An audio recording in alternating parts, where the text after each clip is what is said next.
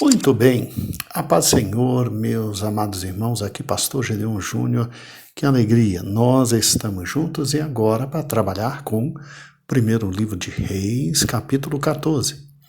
Como é que é? Está aprendendo, está crescendo, está discernindo, está entendendo? Não é fantástico estudarmos a palavra do Senhor? Que alegria estarmos juntos. Vamos então agora ao capítulo 14, que é exatamente a consequência de tudo que aconteceu no capítulo 13. Jeroboão, sim, o rei escolhido por Deus para reger as 10 tribos de Israel, foi severamente advertido. Foi severamente advertido com todos os fatos que ocorreram em 1 Reis, capítulo 13. Ele deveria ter atentado à voz do Senhor. E quando a gente entra no capítulo 14, a gente pergunta, será que Jeroboão vai mudar? Será que Jeroboão vai mudar seus caminhos? Será que Jeroboão vai se voltar ao Senhor, o único Deus, e servir de todo o coração? Será que vai destruir os altares que levantou? Será que vai consertar todo o erro que fez? Que pena. Infelizmente, o capítulo 14 é um capítulo de desfecho de Jeroboão, dizendo que, infelizmente, ele perderia tudo aquilo que o Senhor lhe deu e que lhe concedeu. Vamos lá. Sim, é um rei que, infelizmente, mesmo avisado pelo Senhor, mesmo com todo o entendimento, ele não cedeu e não deu ouvidos às advertências de Deus. Não deu ouvidos às advertências de Deus, vai colher exatamente o que está plantando, né?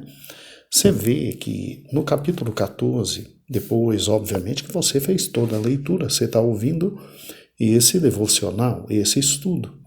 Você não lê em momento algum, aqui no capítulo 14, que Jeroboão tenha buscado a vontade de Deus, tenha voltado dos seus maus caminhos, tenha orado, buscando discernimento espiritual, buscando perdão.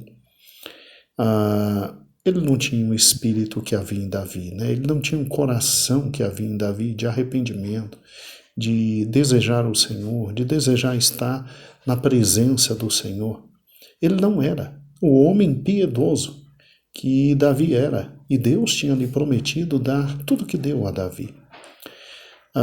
Aqui você vê tão somente de toda a passagem do capítulo 13, que o único momento que esse homem olha para os céus e pede a Deus alguma coisa é a oração pedindo a cura para que o seu braço voltasse. Você se lembra? Tá? Ele pede ao profeta, né, que simplesmente faça com que o braço retorne e nada mais, nada mais. Você não vê na Bíblia nenhuma nova posição de arrependimento, de voltar atrás, de discernimento espiritual, de buscar ao Senhor, de querer corrigir a vida. Não, não, ele continua na sua vida infeliz de rei, longe dos caminhos do Senhor. Muito bem, chegamos no capítulo 14 e vemos que ele, sim, pelo menos faz um pedido de oração. Ele pede para que sua esposa desça e fale com o profeta Aías, né? E disfarçada, né? Fale com o profeta Aías para que cure seu filho, né? O príncipe herdeiro do trono. Jeroboão tem, então, agora um problema muito sério. Seu filho, o príncipe herdeiro, porque a monarquia se perfaz, irmãos, aqueles que não sabem, com o fato do poder passar de pai para filho. Então, a gente viu agora na Inglaterra a princesa, ex-princesa e rainha, obviamente, Elizabeth III, né, falecer. E agora o seu filho Charles, e aí rei Charles III, ele agora assumiu o trono. Quando Charles falecer, é um filho na sucessão real. Não tendo filho nenhum, aí uma filha assume. Então, olha que interessante. Roboão tem um filhinho, mas o filho fica literalmente enfermo. E ele fica preocupado, né? Roboão é aquele tipo de gente que só procura a Deus literalmente quando o caldo entorna, quando a coisa fica feia, quando há um problema insolúvel. Fora isso, ele nunca quis o Deus da bênção, ele só quis a bênção de Deus. E o pior, não tem humildade suficiente de ir atrás do profeta para pedir a cura do filho. Manda a esposa disfarçada, então todo um ardil, né, para que o orgulho dele não fosse ferido, todo um ardil para que o orgulho dele não fosse ferido, e ele não vai atrás do profeta por uma razão simples. Ia receber uma lambada do profeta Ias, né? O mesmo profeta que disse para ele que ele ia reinar e tudo se cumpriu.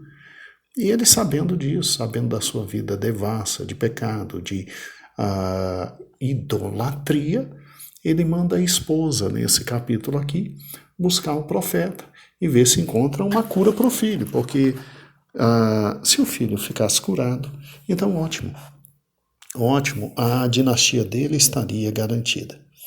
Mas a gente vê que a coisa não foi bem assim.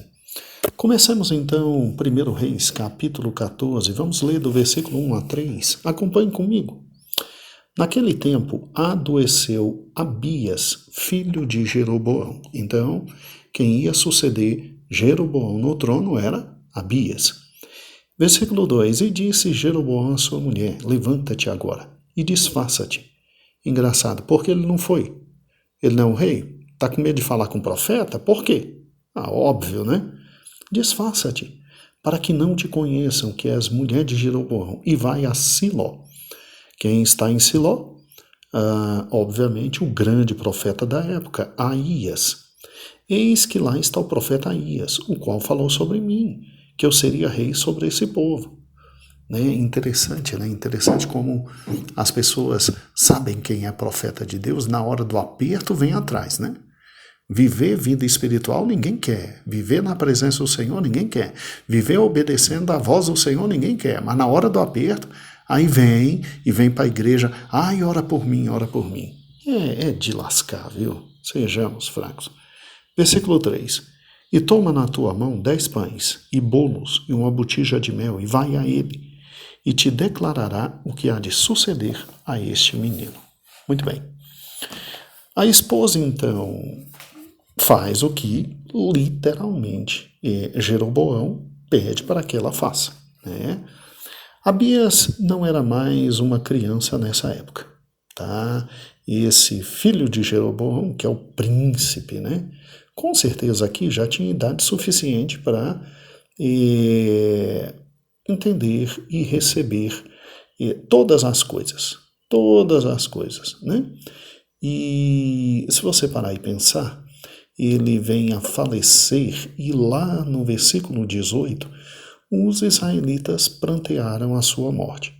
Eu creio que quem chorou pela morte de Abias, chorou porque o príncipe morreu. Então, se a gente fizer uma interpretação sistemática aqui, eu creio que Abias já tinha idade suficiente para, literalmente, né, estar no meio do povo, ser estimado pelo povo, e eu creio que aqui o choro não foi um choro falso. Né? O versículo 18 diz que ele chora e todo Israel pranteia. Abias devia ser até bem quisto no meio do povo, né? Bem quisto no meio do povo. Eu creio que foi um choro verdadeiro. Então, esse menino morre já podendo suceder o pai, né? Isso é uma coisa horrível. Se você parar e pensar, nenhum pai está pronto para enterrar o filho. Nenhum pai está pronto para enterrar o filho, principalmente aquele que olha para o seu filho e aguarda nele, espera nele que ele o suceda no poder, como é o caso de Jeroboão. Sem dúvida, meus irmãos, que o remanescente piedoso em Israel tinha depositado alguma esperança, talvez, nesse jovem príncipe, porque, é sério, me chama realmente muita atenção o fato de todo Israel chorar. E se Israel chorou, também aqueles que eram piedosos choraram, porque parece que Abias era muito benquisto. A ideia que se tem é exatamente essa, né? Mas o que acontece? Deus julga a família real. Deus julga todos por Jeroboão e simplesmente, em razão da impiedade desse homem, venha morrer seu filho. Acabou, acabou, acabou, acabou. Muito bem. Quando a gente olha o texto, você vê que Jeroboão, ainda muito esperto, malandro e orgulhoso demais, demais, demais, demais, para encontrar de novo Aías, que é o profeta, ou não confunda as coisas. O príncipe que morreu, que assumiria o trono, o príncipe que morreu, que assumiria o trono, é Abias, filho de Jeroboão. O profeta que está cego e Jeroboão mandou a esposa ir consultar, porque não tinha coragem de encarar, o nome não é Abias, é Aías. Tudo bem, é tão perto os nomes, né? Mas Aías é aquele profeta que tinha profetizado de Jeroboão e tinha dito, ó, você vai ser rei, tá? Agora vive de acordo com o que Deus mandar, porque se você viver de acordo com o que Deus mandou e espera de você, Deus vai dar para você o que deu para Davi, né? Mas Jeroboão tinha um orgulho muito grande. Aí manda literalmente sua esposa. É óbvio que quando ele manda presentes e ele diz no texto, vamos ver o que esse profeta vai dizer sobre o menino, aqueles presentes eram para comover o coração do profeta Aías e para ver se com uma intercessão o menino não morreria, né? Vamos lá, Jeroboão era tão orgulhoso que a doença era séria. Não é à toa que ele manda com certeza sua esposa disfarçada conversar com o profeta, né? Ele já tinha com certeza gasto o que ele tinha com os médicos na época, e os médicos deveriam ter dito para ele, ó, é morte. E aí ele vai atrás desse profeta. Muito bem, se você parar e pensar, quem é o profeta Aías nesse momento? O profeta Aías, ele já estava idoso, vivia em Siló e simplesmente eu creio que ele não desceu para Judá quando Jeroboão estabeleceu toda a falsa religião por dois motivos. Eu creio assim. Eu creio que Aías ainda estava lá no norte. Primeiro porque Deus deve ter dito para ele, ó, fica porque você vai ficar como remanescente em Israel, tá? E em segundo lugar, devido à idade dele, né? Uma viagem para alguém já idoso e cego já não dá, né? Já não dá, a gente tem que entender isso. E daí porque o profeta ainda vivia em Siló, tá? Ele estava fraco, ele estava idoso demais para se mudar para Judá, e Deus com certeza o mantinha ali, porque ele não foi adorar. Aías não foi adorar os falsos ídolos. Aías deveria dizer para todo mundo que Jeroboão estava errado.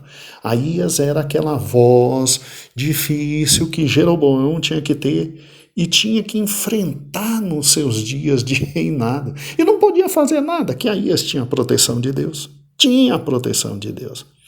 Então, vamos lá. Jeroboão não estava tendo com ele uma boa reação. E a relação entre Jeroboão e o profeta velho não era boa, tanto é que Jeroboão não foi. E mandou a esposa ainda disfarçada. E eu paro e penso, para que disfarçar a esposa se o pobre do profeta está cego, né? Mas você sabe como é homem de Deus, né? Você sabe que Deus não deixa os seus sem saber absolutamente o que está acontecendo, né? E aí, bem, vamos lá.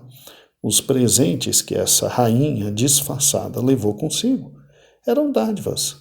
Eram dádivas para ver se o coração de Aías era tocado e para ver se de repente você tem ali o quê? Uma intervenção, um pedido, uma súplica, uma intercessão para que esse jovem rei não morresse, para que o sucessor de Jeroboão não morresse. Vamos lá, um pouquinho de geografia. Tirza ficava mais ou menos 30 quilômetros de Siló. 30 quilômetros de Siló. Por que Tirza é importante? Por causa dos versículos 4, 5 e 6. Deixa eu ler aqui com você. E a mulher de Jeroboão assim fez, e se levantou, e foi a Siló. E entrou na casa de Aías, e Aías já não podia ver, porque seus olhos, tadinho, né? Estavam já escurecidos por causa da sua velhice. Porém, o Senhor disse a Aías, é a mulher de Jeroboão, ela vem te consultar sobre o seu filho, porque está doente. E assim lhe farás. E há de ser que entrando ela, fingirá ser outra, né? Fingirá ser outra. E vamos lá. Olha que interessante. Se você parar e pensar, entre Tirza e Siló, você tinha mais ou menos 30 quilômetros. Guarde esses dois termos geográficos. E agora, o profeta sabia que a mulher estava a caminho antes mesmo dela chegar à cidade, porque Deus já tinha revelado ao profeta exatamente tudo o que estava acontecendo. E aí é óbvio, né, que você vê que Aías era alguém que tinha intimidade com Deus. O profeta era idoso, o profeta não conseguia mais ver, o profeta não conseguia discernir visualmente todas as coisas, mas em razão da sua intimidade com o Senhor já tinha avisado tudo o que estava acontecendo e ainda tinha dito o que ele iria falar a essa mulher. Aqui só me vem à mente o Salmo 25 e 14. A intimidade do Senhor é para os que o temem. Por isso que eu digo que o profeta Aías não saiu de toda aquela região porque Deus tinha alguma finalidade com ele ali. Ele seria, talvez, uma das últimas vozes de Deus naquela localidade, né? Deus só revela as coisas para quem é íntimo com ele. E só é íntimo com ele quem o tem.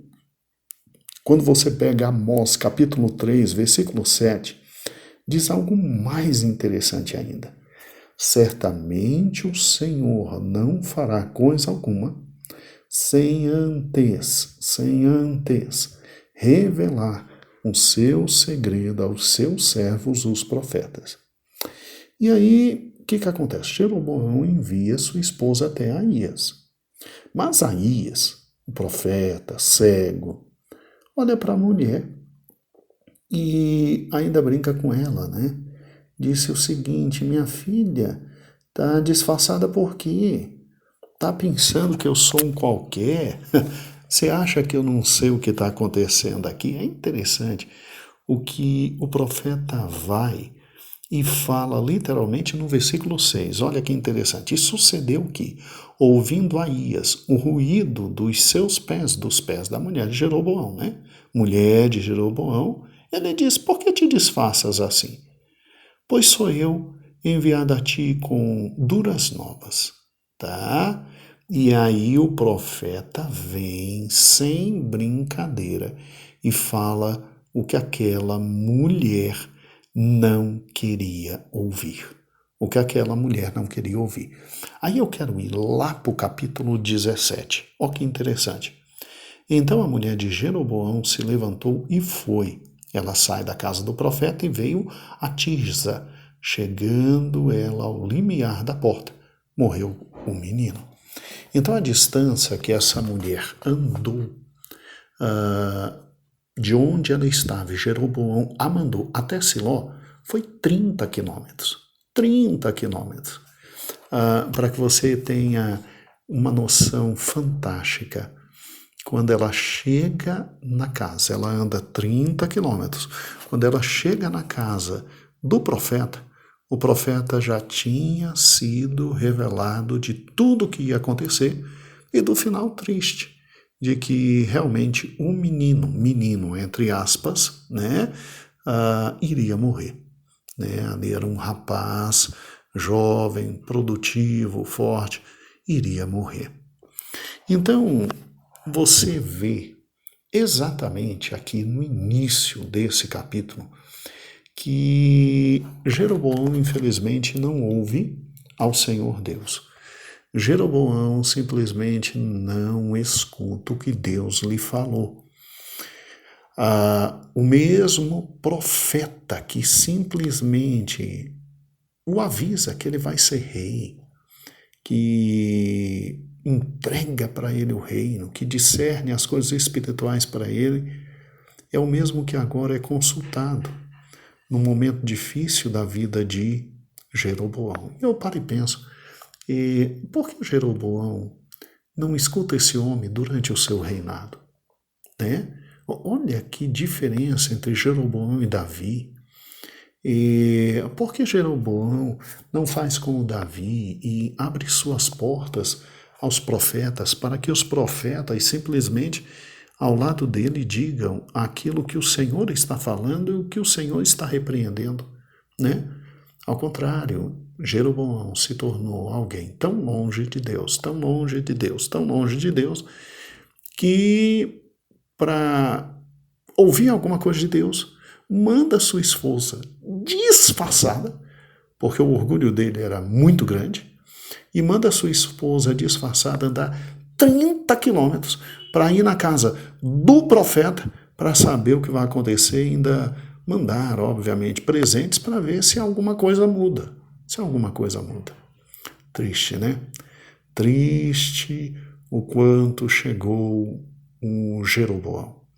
Avisado, com toda a possibilidade, dando a ele toda a viabilidade de ser um grande rei, alguém à altura de Davi, mas ele só não tinha o coração que Davi tinha. Era muito diferente, absolutamente diferente.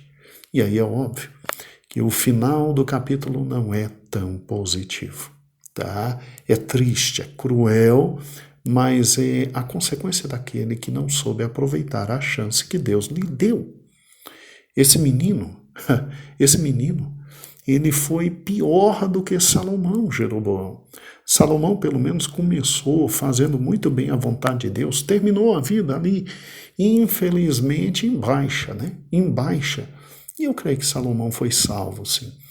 Mas Jeroboão, ele começa a não fazer a vontade de Deus desde o início mesmo. E Deus ama tanto Israel, tanto Israel, que resolveu dar para Israel o que havia de melhor na época. E o que havia de melhor na época com a morte de Salomão era Jeroboão e Roboão. Só que Roboão estava no sul, Jeroboão foi para o norte.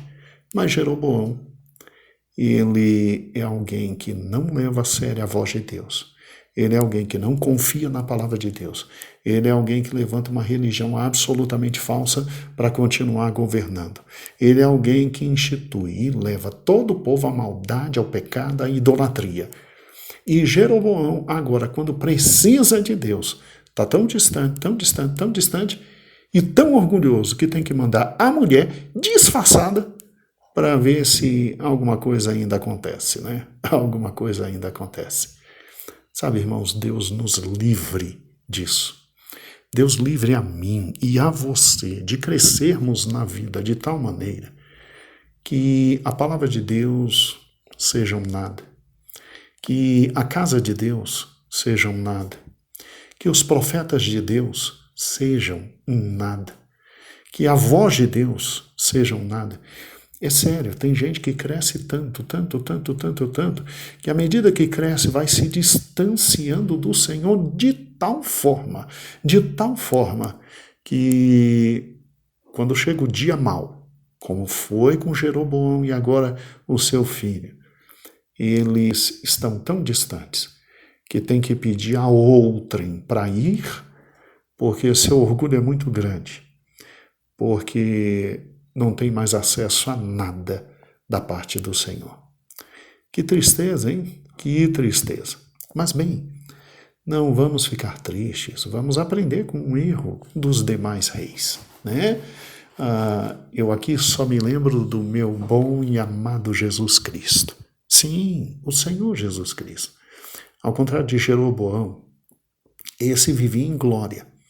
Esse vivia com as maiores riquezas. Esse sabia o que era ser rei.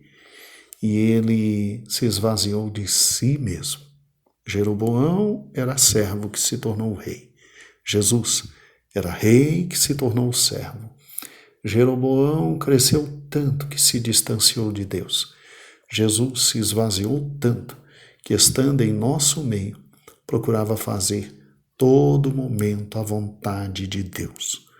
E, obviamente, Jeroboão leva o povo a pecar, à morte, porque o salário do pecado é a morte. Jesus não. Jesus traz o povo à vida, morrendo por nós e dando sua vida por nós. Rei mesmo é meu Senhor e Salvador Jesus Cristo. Rei mesmo é teu Senhor e Salvador Jesus Cristo. Muito bem, que isso fica no nosso coração e amanhã continuaremos 1 Reis, capítulo 14. Um beijo a todos vocês. Aqui, Pastor Gedeon Júnior, e foi uma alegria. Obrigado, Senhor, pela alegria de compartilhar a Tua palavra. Obrigado ao Ministério pela confiança. Obrigado à minha pastora, presidente Loide Ramos, pelo apoio. E a você, muito obrigado pelo teu tempo. Sim, já chegamos a quase 28, 29 minutos. Está na hora de parar e amanhã a gente continua. Beijo e a paz do Senhor.